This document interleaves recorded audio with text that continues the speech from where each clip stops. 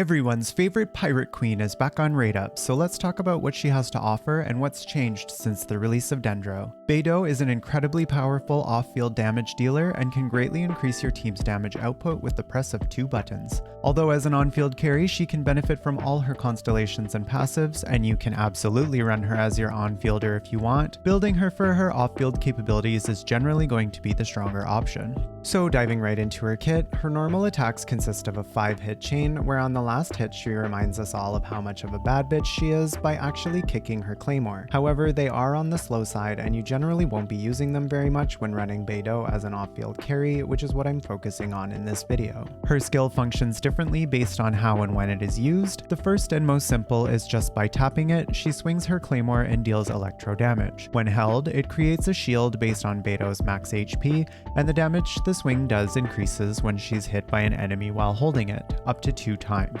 If she is hit twice before unleashing the attack, the maximum damage bonus will be applied to it. The energy it produces also ranges from 2 particles when hitting an enemy by just tapping it, 3 when being hit once while holding it, and 4 when hit twice by holding it. Beidou's burst is where the bulk of her damage and utility comes from. The initial cast deals electro damage to nearby opponents, as well as creating a field around her that produces some resistance to interruption and damage reduction. This field is also transferred to the active character, so doesn't go away when swapping out from Beidou. When in effect, the active character's normal and charged attacks will proc a lightning bolt that jumps between enemies, making Beidou strongest against exactly 2 enemies, as it will jump back and forth between them, thereby dealing a lot of damage. But this ability is very strong in AoE settings in general, especially with her second constellation.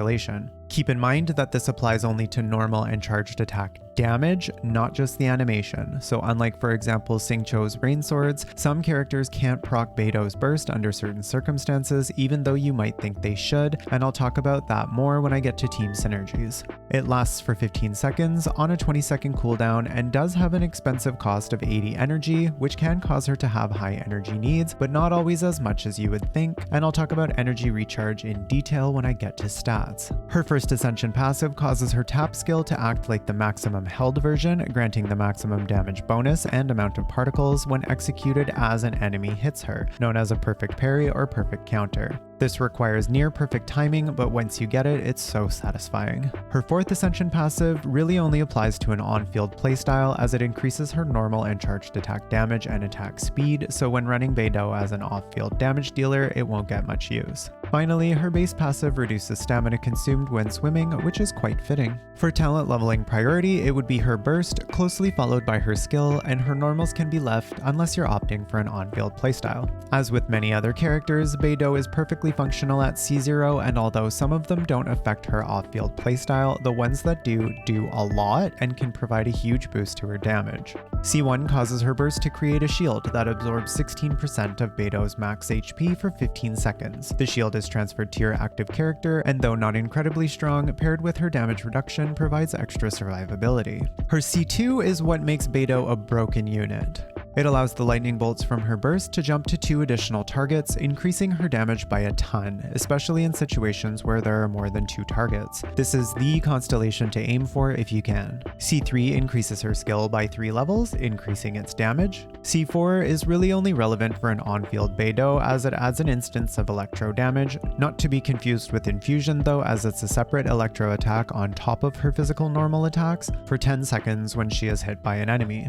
C5 adds 3 levels to her burst, arguably her second best constellation, as it not only adds more damage to her already incredibly powerful burst, but also increases the damage reduction it provides. And finally, C6 decreases the electro resistance of nearby opponents by 15% during the duration of her burst. This not only increases her own damage, but also that of other electro units in the team. Now let's talk about artifacts. For early AR, just prioritize attack, ER, and if you can, crit with 2-piece combinations of sets like Braveheart, Resolution of Sojourner, Exile, Scholar, and Berserker. After AR 45, while Emblem of Severed Fate immediately seems like the best set for Beidou, as it provides a 20% boost to ER, as well as a hefty boost to burst damage based on said ER, basically everything she needs, it can be her best set, and since so many other characters benefit from both sets from the domain, it's one of the best sets to farm for, but there are some very competitive, and depending on substats, sometimes better, 2-piece combination alternatives, since although Beidou has a high energy cost burst, you don't want to go stacking more ER than you need at the expense of offensive stats.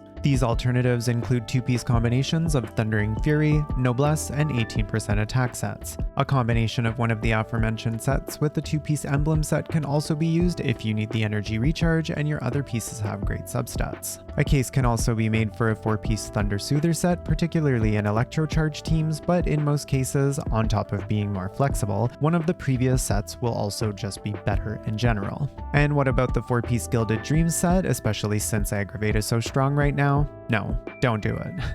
Beidou does benefit from Aggravate, but since her raw damage is already so high, it's better to build her for that, and if you get some Elemental Mastery on substats, it's not wasted. So unless you want to run some meme taser builds, I'd avoid this set for Beidou, even if you have a great one. Someone else will make much better use of it.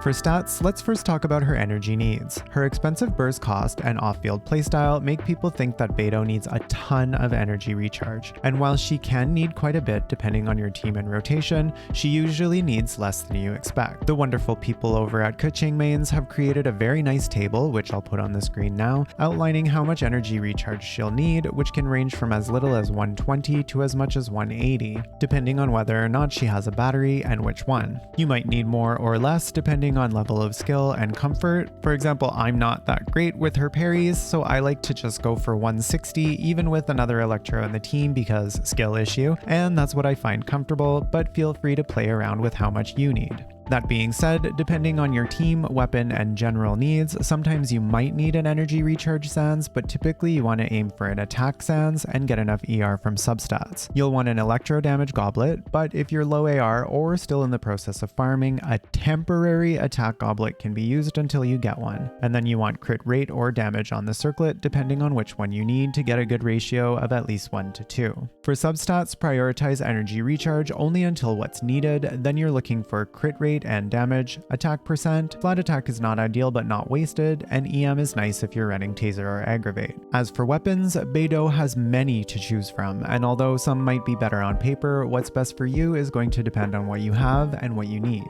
So starting with the offensive 5-star weapons, Wolf's Gravestone followed by the Unforged are going to provide the highest damage potential at lower ER needs. The Wolf's Gravestone even provides so much attack that you can run an ER Sans if you need it without suffering from too much of a damage loss.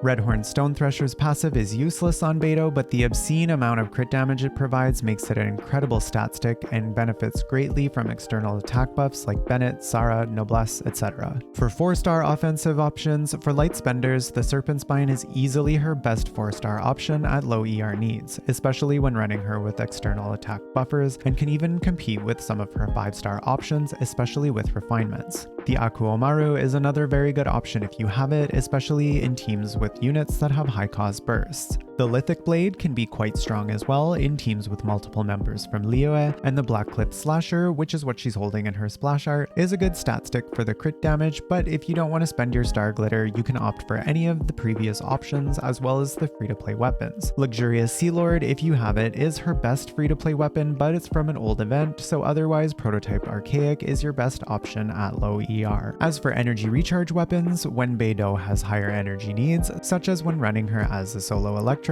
the Skyward Pride is best for its high base attack as well as providing almost all the ER she needs. After that, the Sacrificial Greatsword is a great option as it still has a decent base attack and ER, and if you can proc the effect, you can potentially get 2 perfect counters if you time it right. Favonius Greatsword is generally not recommended as it trades too much attack for ER, so should only be used if you're really struggling with Beidou and or your team's energy, and it's your only option. The Inazuma Craftable Katsura Gikiri is one that sounds good on paper and looks really good on her, but at high ER, Sac Greatsword is generally better, and at low AR, you might as well use Archaic if you need a craftable. Elemental Mastery weapons like Rain Slasher and the new Makaira Aquamarine are not the best, but can be situationally decent due to their passives in things like Taser or Aggravate teams, but it's better to just build Beidou for damage and crit than to go all in on EM just to try to capitalize on these weapons' passives. Before I talk about specific teams, I want to mention the units that Beidou doesn't have great synergy with.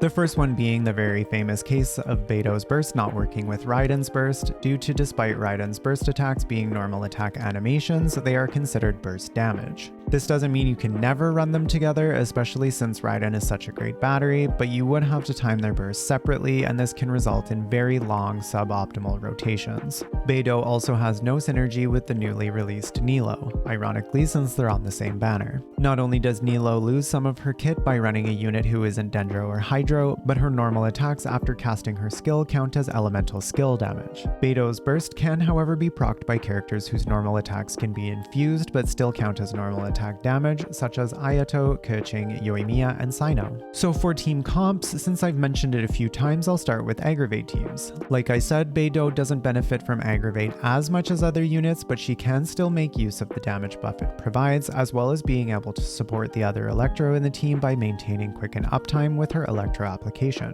Pair her with a Dendro unit, which can be Cole if you really want to use her, but DMC has better Dendro application and uptime than another Electro unit like Sino, who doesn't have many great supports right now, but Beidou is a very good one due to the long duration of her burst, and Sino being able to proc Beidou's lightning bounces during his burst, and then a shielder like Zhongli for resistance shred and survivability, or if you're feeling spicy, you can go for an Anemo unit for Viridescent Venerer shred if you're comfortable trading survivability for extra damage. You can also use Jean here for a little bit of both. Beidou also works surprisingly well in Hyperbloom teams. This is thanks to the fact that the lightning bolts from her burst directly damage the enemies they hit and don't have splash damage, even though the animation looks like they can hit things in their path. This allows you to build her purely for damage and then use another Electro unit built for EM like Kuki Shinobu, Raiden, yes, EM Raiden is a thing, or again Sino, and ensure that they are the ones proccing the Hyperblooms. Then you just need a Hydro unit like Xingqiu or Yelan if you're using someone like Sino as the driver, or you can use Kokomi as the driver and have Raiden or Kuki as the one triggering the Hyperblooms. Then of course there is the classic Taser team consisting of 2 Electro units, a Hydro unit, and an Anemo unit, the variation comprised of Beidou, Fischl, Xingqiu, and Sucrose being a very strong one, as well as something like swapping out Sucrose for another Anemo unit like Kazuha and using Ayato instead of Xingqiu, and Ayato would be the driver. There are also some off-meta teams like Fireworks with Yoimiya, where Beidou's burst can compensate for Yoimiya's lack of AoE, and Yoimiya doesn't have to worry too much about the knockback from overloads due to her long range. An example is Beidou, Fischl, Xingqiu, or Yelan, and of course Yoimiya for an Overvape Fireworks team, or either Fischl or Xingqiu can be swapped out for Bennett, though keep in mind Beidou's energy needs will increase without Fischl. Another fun team is Shock Rock with Beidou, Fischl, Zhongli, and Ningguang, and of course Beidou can be slotted into other teams that need an off-field damage dealer, particularly in AoE settings, so feel free to experiment with other comps as you see fit. All in all, Beidou can be an incredibly valuable member of your roster and has always been pretty flexible, but has become even more so with Dendro as well as new units as they're being released. So if you just got her or you just haven't built her yet, I encourage you to do so. You'll be in for a shockingly good time. As always, thank you so much for watching, like and subscribe for more videos to come, and I will see you next time.